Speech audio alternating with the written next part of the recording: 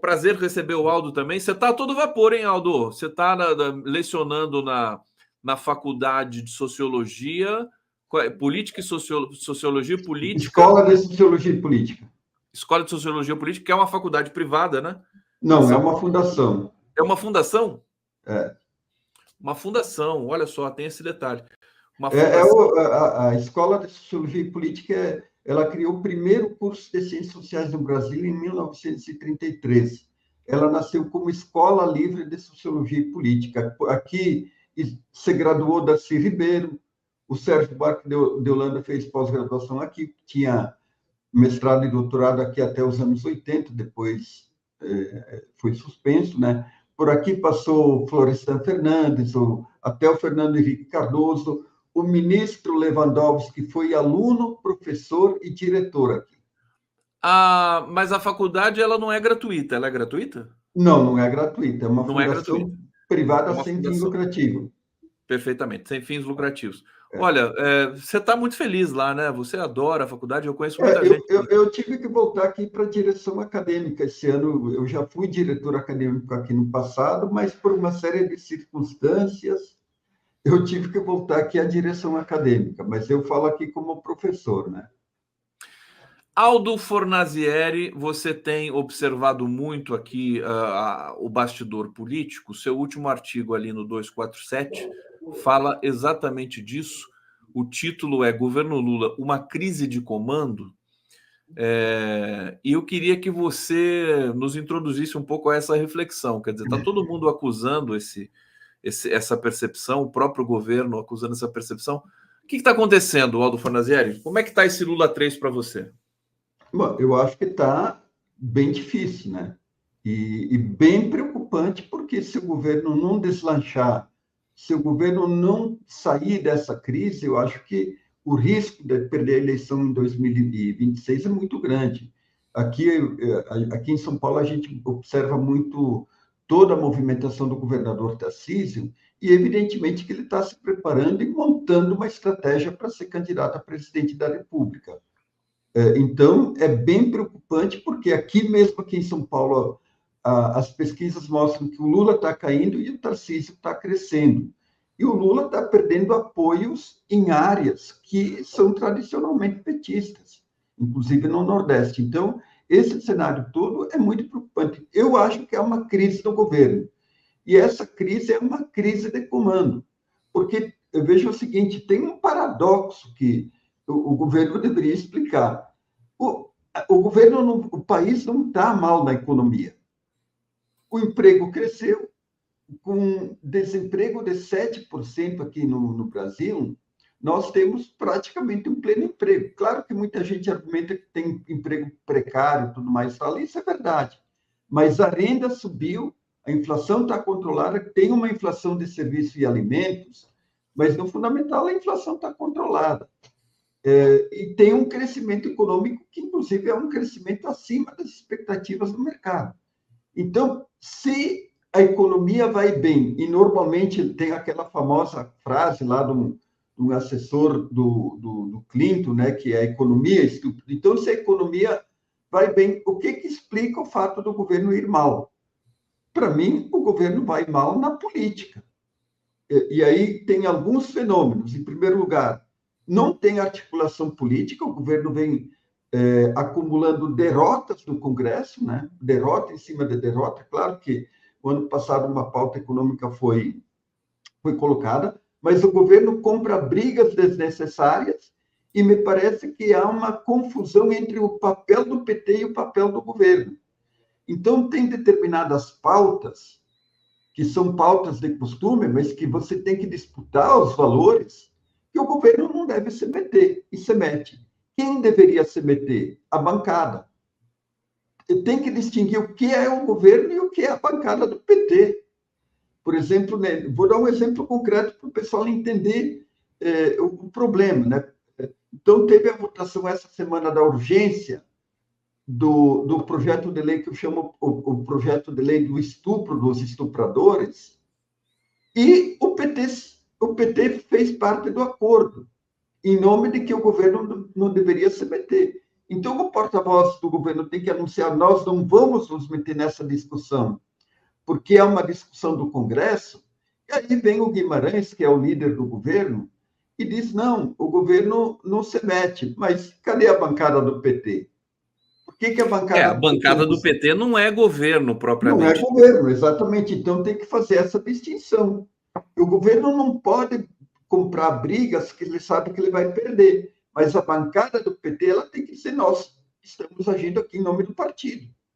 Então tem que ter essa estratégia, porque senão o governo, o que acontece? O campo da esquerda ele está ficando sem narrativas, sem retóricas, sem disputa de valores. Então, Aliás, sem querer te interromper, meu querido não pode Fornazieri, falar. o Marcelo Dias postulou aqui, acho que com muita consistência, de que é uma oportunidade boa, né, esses dois equívocos monumentais que a direita cometeu. A direita só comete equívoco, diga-se de passagem, mas assim, do ponto de vista da própria comunicação, que foi a PEC das praias, né, a PL das praias, da privatização das praias, e agora essa monstruosidade do PL do estupro, né? Ora, por exemplo, que as pessoas foram para as ruas. As mulheres tomaram as ruas do Brasil ontem e parece que vão continuar tomando, Fornazieri. É uma oportunidade boa, né? Para fazer uma inflexão. Cara, perdeu aqui. Fornazieri, você me escutou, querido? Pois é, perdi o link aqui, não sei o que aconteceu. Não, você está aqui comigo, perfeito. Você perdeu a sua imagem, o monitoramento aí? Perdi a imagem. O que aconteceu aqui Você agora? está no computador ou no celular? Estou no computador. Você deve ter saído da tela, alguma coisa assim, bem banal, realmente. Tá. Se Não, você agora quiser. recuperei aqui, recuperei. Recuperou? Então tá bom. Então, eu não sei se você ouviu Não vi, só entrei no final. Só o final. Então, Mas eu concordo com essa tese, porque veja o seguinte, quer dizer, nessa questão do aborto, na verdade, não é o aborto, a legalização do aborto que a bancada do PT tem que discutir. É o problema da criminalização de jovens, é um problema de saúde pública. E é um problema de que você penaliza muito mais a vítima do que o algoz, do que o estuprador. Então, é isso que tem que ser discutido. Então, você não pode entrar no jogo da retórica da extrema-direita. Você tem que construir o teu jogo retórico. E o PT, a esquerda, tem um campo, só que eu acho que o que está em questão é a capacidade de construir um jogo retórico que coloque a direita contra a parede. Então, esse que é o problema. Eu acho que na questão das praias, aparentemente a esquerda venceu o debate, né?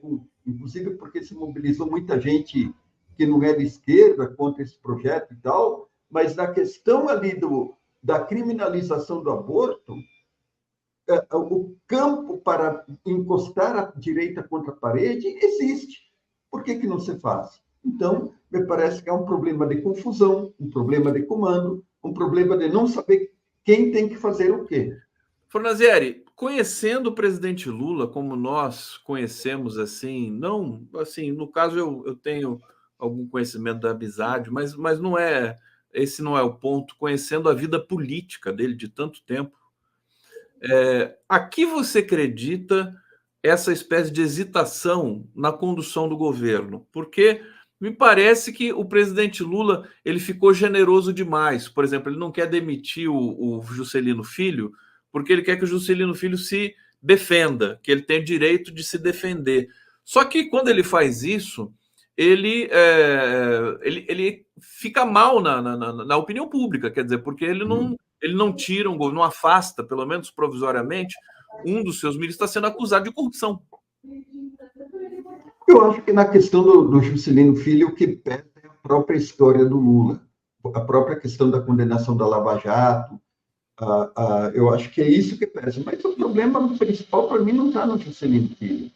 Você poderia perguntar por que ele não demite Padilha? Por que ele deixou a comunicação chegar onde chegou? Eu acho que isso que tem que ser perguntado um pouco. Porque o compromisso do presidente da República, a lealdade principal que ele tem é com o povo. E não com esse ou com aquele ministro. Se esse ou aquele ministro, claro, se esse ou aquele ministro não entrega o trabalho, então, na verdade, você tem que afastar e buscar uma pessoa mais competente. Então, esse é o jogo que tem que ser feito. No entanto, me parece que o governo está hesitando, está protelando decisões. E, nesse sentido, eu digo que o Lula não está comandando o governo. Por que ele não está comandando? Em primeiro lugar, porque ele montou um ministério com 39 ministros, 39 ministérios, 39 ministros. Não é possível você comandar e ter um controle do ministério com 39 ministérios. Então, é um mastodonte que não funciona. E pelas informações que eu tenho lá de dentro do governo, eu coloco isso no artigo, dentro de cada ministério tem 3, 4 grupos que estão disputando espaço. Então, tem o grupo do ministro, tem o grupo dos funcionários públicos, tem o grupo da Janja, quer dizer, tem um grupo disso e o grupo daquilo. Quer dizer, ter o grupo da Janja é o fim da picada. O grupo da Janja está por aí. Eu tenho conversado lá com o pessoal do Paraná, do PT do Paraná, e eles estão muito bravos com essa situação da Janja toda. Por quê? Porque eu acho que a Janja tem todo o direito de emitir qualquer opinião sobre o que ela quiser. Mas ela não deveria ter o poder de criar constrangimentos a decisões do governo e a decisões de ministros, como ela vem criando, aparentemente. Então, por exemplo, teve todo esse problema do imposto da blusinha ali, que ela interferiu bastante, e assim por diante. Então, eu acho que porque, Conte, a gente pode levantar histórias em vários países do mundo. Sempre que familiares que não tinham cargo se meteram na política do governante, deu errado, deu problema. Então, eu acho que isso a ciência política levanta e o Lula e as pessoas que cercam o Lula deveriam saber disso.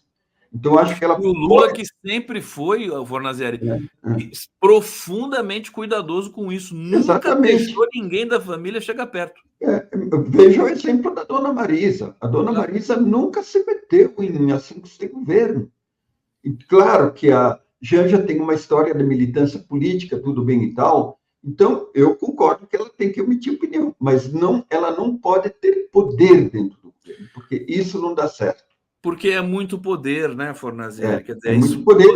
Presidente. E isso sempre pega mal. Seja um governante de direita, de centro, de esquerda, pega mal. Tá aí. Aldo Fornazieri, sempre bom ouvir o Aldo. Importante a gente atualizar aqui nosso espírito crítico com relação à esquerda.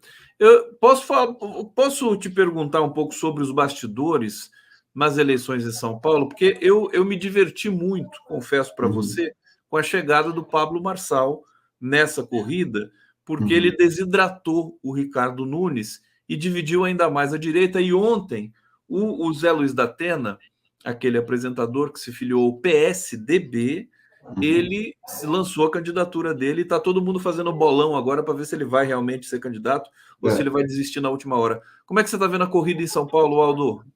Olha, eu acho assim que a pulverização de candidatos de centro e de direita é positiva para o Boulos.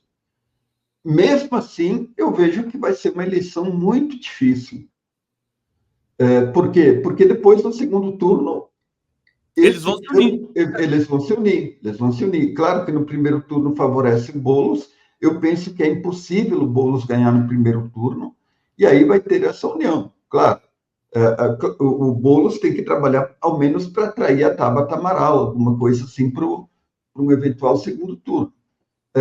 Mas por que é uma eleição muito difícil, né? Quer dizer, se você for pegar as pesquisas em relação ao governo Lula, você vê exatamente na própria capital, onde o Lula ganhou e o Haddad ganhou contra o Tarcísio, você vê um crescimento do Tarcísio e um declínio da avaliação do governo e do próprio Lula. Então, isso é preocupante. O Boulos ali, ele saiu bem na frente, depois houve esse empate técnico. Vamos ver agora como é que vai sair a próxima pesquisa, tendo em vista essa possível pulverização de candidatos de direita, mas é muito preocupante. Exatamente por conta dessa polarização toda. E penso assim que o Boulos cometeu também alguns erros. Por exemplo, eu acho que o Boulos não deveria ter sido relator na comissão de ética lá do problema do Janones. Eu acho que ali ele já abriu um flanco. E quando você vai para uma disputa, principalmente majoritária, você tem que ter todo o cuidado para não abrir flancos. E a candidatura do Marçal, e já há indício disso, ele vai ser uma ponta de lança, uma espada encostada no pescoço do Boulos. Ele vem fundamentalmente para criticar, atacar e polarizar com o Boulos. E vai deixar mais ou menos o caminho livre para o Ricardo Nunes construir uma candidatura um pouco mais moderada, talvez para capturar votos mais decentes, tudo mais e tal, mas o Marçal, ele vai desencadear uma verdadeira guerra contra o Boulos. Disso não temos que ter a menor dúvida. A gente pode estar até subestimando também, né? A gente, quando eu digo a gente, eu digo eu, né? Porque eu, a princípio, pensei que o Marçal fosse algo deletério apenas para o Ricardo Nunes. Não Na verdade, ele vem realmente, como você está dizendo agora, me dei conta disso. Quer dizer, ele polariza com Boulos, ofende, insulta, briga, e aí abre caminho, abre a avenida para o Ricardo Nunes desfilar o seu carro alegórico. Para ocupar um espaço mais de centro. Ocupar o espaço de centro e tudo mais. Mas a briga tá feia ali também, porque o Nunes não quer a indicação de vice do Bolsonaro. O Bolsonaro quer indicar o vice, que é aquele cidadão da rota, que é ultraconservador, extrema-direita e tudo mais. Isso ainda está causando bastante barulho ali na campanha do Ricardo Nunes. Fornazieri, o que você achou da declaração do Zé Guimarães? Você deve ter lido, né? Sobre o que ele diz ali, que o governo está realmente desarticulado, perdido, que ele sofre muita tensão com isso. Você chegou a ver a declaração dele? Eu vi, mas é isso que a gente vinha dizendo, que nós dissemos no próprio artigo dessa semana, né? Quer dizer, o governo não tem um centro de comando. Veja o seguinte, todo um governo, todo aparato de poder tem que ter um Estado-Maior. Quem é o Estado-Maior do Lula? Então, quando o Zé Dirceu era chefe da Casa Civil, aparentemente o governo tinha um Estado-Maior, porque ele articulava os principais componentes do governo, o Gusquem, tantos outros e assim por diante, que davam um comando ao governo. O que acontece agora? Então, o Lula é o príncipe, né, no bom sentido do termo, e ele se relaciona meio que pessoalmente com cada auxiliar aí, Eita, não sei por que acontece isso aqui. Ele se relaciona meio que pessoalmente com as figuras. Parece que ele tem hoje uma relação muito mais forte com o Rui Costa, né? O Rui Costa, nesse momento, é o homem forte do governo. E aí veja o seguinte, quer dizer, então o próprio Lula emite uma série de sinais ambíguos dentro do governo. Vamos pegar a questão da política econômica do Haddad. Em parte, o Lula ajudou a criar uma crise na política econômica do Haddad, na medida em que ele sempre jogou de forma ambígua, nunca apoiou claramente a questão do ajuste fiscal, e aí, então, ele emite sinais que o mercado fica inseguro. E numa economia capitalista, o que você tem que ter? Você tem que dar horizontes de previsibilidade para os atores econômicos e sociais. Senão, você cria uma insegurança, inclusive nos próprios investidores. E aí, os investidores não investem. Você cria uma imprevisibilidade sobre se o Banco Central deve manter a taxa de juros estável ou se deve baixar a taxa de juros. Me parece que, independentemente do presidente do Banco Central ser um bolsonarista e tudo mais tal, mas existe uma pressão do mercado porque há um temor de que o governo perca a mão das contas públicas e o governo desanda, porque se o governo perder a mão das contas públicas, o governo desanda. O governo vai virar um governo Dilma. O centro, que ainda apoia o governo e faz um jogo muito complicado, ele vai se deslocar rapidamente para a direita, porque o governo vai perder a capacidade de ser um centro galvanizador de apoio. Em parte, o Lula já está perdendo isso. E o que a direita está esperando? O centro-direita que ainda apoia o Lula, o que eles estão esperando? Que a política econômica vá para o vinagre para desembarcar totalmente no governo Lula. Então, existe um grande risco. Eu fiquei animado um pouco ontem quando o Haddad e a Simone Tebet sinalizaram um corte de gasto público, porque tem que cortar gasto público, não os gastos sociais. Mas tem muitas gorduras do governo, muito privilégio, e se você faz isso, você dá um sinal para o mercado de que você vai manter o princípio do equilíbrio fiscal. Tanto é que ontem, depois da conversa deles, o dólar parou de subir. O dólar caiu. Exatamente. O dólar caiu. Então, por que eu digo que a crise é muito mais política? Porque é uma crise de capacidade de saber o que se deve falar, e se você não sabe o que falar, você tem uma confusão política na cabeça. E como conduzir? Quer dizer, o Lula ele tem que ter uma diretriz clara. Eu sou o comandante da política econômica, e a política econômica vai por aqui. Foi um pouco o dilema do primeiro mandato do Lula, e quando o Lula se decidiu em favor da política que o Palocci tinha, a coisa deslanchou, o governo se estabilizou, venceu a reeleição e depois, quer dizer, a ponto, né, Fornazieri, de no segundo mandato o Lula ser o grande articulador econômico. Exatamente, quer dizer, o Lula foi o fiador da economia, num momento que vacilou nos 2 primeiros anos. Quando ele se deu conta, não, caminha por aqui, eu tenho certeza, ele deslanchou, o Brasil cresceu, e o Lula, na de braçada, terminou o mandato com 70% de aprovação. Deixa eu trazer uma questão que acho que vai dar pano para a manga aí, que é a questão da medida provisória, sobre o caso das desonerações. O governo mandou, né, uma medida provisória, e o Rodrigo Pacheco devolveu um trecho dessa medida que dizia respeito à questão ali do PiscoFins.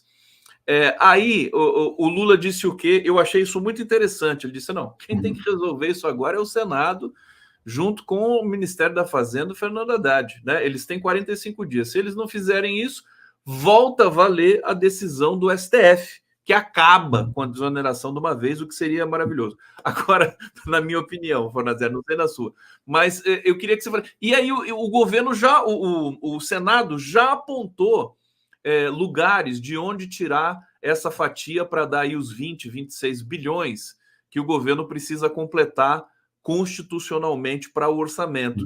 Só que não sei se você viu esse projeto do Senado, são só platitudes. Assim, não, vamos cortar aqui, tem as multas e não sei mais o que, quer dizer, não vai sair dinheiro daquele lugar. O que você acha que vai dar essa questão, meu querido Fornazieri? Veja o seguinte, quer dizer, em primeiro lugar, eu acho que foi correta a batalha do Haddad para acabar com uma desoneração, inclusive contra setores do PT que inicialmente votaram para não acabar com a desoneração, porque esses 17 setores, na verdade, é um privilégio que eles estão recebendo com dinheiro público.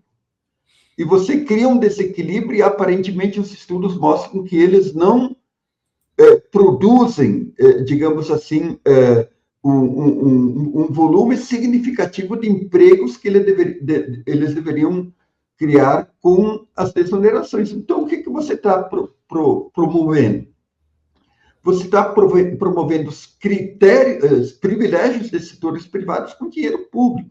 E isso é injusto para os outros setores da economia e principalmente para com a sociedade que precisa de recursos na área de saúde, educação, bem-estar, tudo mais e tal.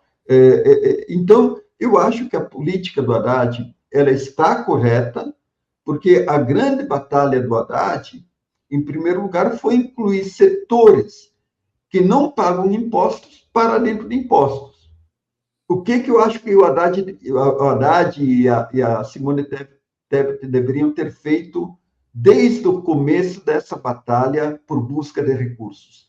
Eles deveriam fazer aquilo que eles começaram ontem, fazer junto uma política de corte de gastos. Eu acho que ali, se eles tivessem feito isso, esses dois movimentos em conjunto, a situação estaria muito melhor do que ela está agora. Mas Quer dizer, eles começaram a fazer essa política quando se esgotou a capacidade de buscar novos recursos. Você continua achando? Deixa eu colocar aqui só o Luiz Felipe Miguel, que vai chegar com a gente aqui. Daqui a pouco a gente segue com o Luiz Felipe. Tudo bom, Luiz Felipe? Seja bem-vindo aqui, querido. Bom dia, Conde. Bom dia, Aldo. Tudo Bom bom? dia. Tudo bom com vocês? Prazer a presença aqui do Luiz Felipe Miguel. Para terminar, Fornazieri, você acha que o Haddad, nesse novo ciclo de corte de gastos, o desafio que ele tem junto com a Simone Tebet, o Haddad ele é meio mágico também, né? Ele consegue abrir flancos ali no sentido de descobrir da onde pode criar mais algum dinheiro para o governo completar o seu orçamento. O que você acha? Eu acho que agora ele passou uma semana muito difícil, né? Eu acho que ficou muito abalado. Ele é criticado por setores do PT e por setores do governo, e isso é uma dificuldade, né, para a credibilidade da política econômica. Isso deveria ser corrigido, e eu acho que esse ciclo de busca de novas receitas meio que se concluiu. Não tem muito mais saídas. Então, agora tem que exatamente cortar gastos. O problema é onde você corta. Você tem que cortar gastos de quem tem privilégios. Eu penso que é isso. Esse que é o ponto do Haddad, que é um ponto que a gente apoia muito, mas tem inclusive o Luiz Felipe Miguel, a gente vai conversar da greve das universidades agora, que é um tema muito importante, e nesse ponto aí o Haddad, enfim, precisa também ceder um pouco, né, na minha humilde visão. Aldo, muito obrigado, viu, querido, pela presença aqui, sempre um prazer falar contigo. Bom trabalho para você aí. Valeu!